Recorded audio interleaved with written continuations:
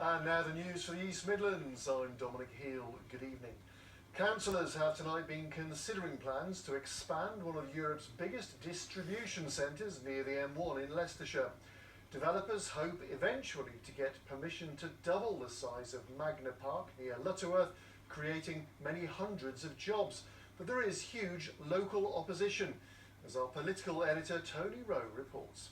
So many turned up for tonight's special meeting in Lutterworth when the 300 capacity was reached. Some found themselves locked out, including one of the leaders of the action group. If it's approved tonight, the campaign is not over. We will contest and challenge this with the support of our local MP and nearly 2,000 objections on Harbour District Council's own webline, and we will contest this to the bitter end.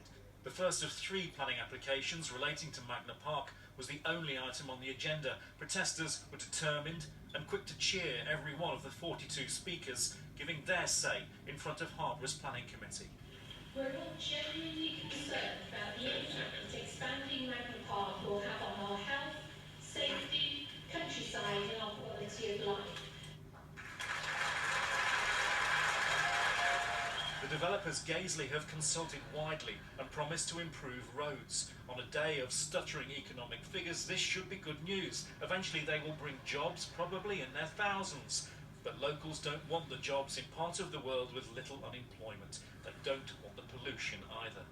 Speaker after speaker spoke with passion about the effect lorries have on the villages and Lutterworth town. One, with his voice cracking with emotion, said, "Our children will be at greater risk every time they draw breath on our high street."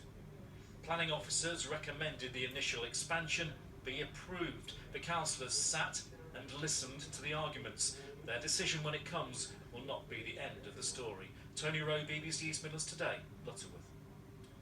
And in fact, in the last few moments, we have heard that the plans have been approved.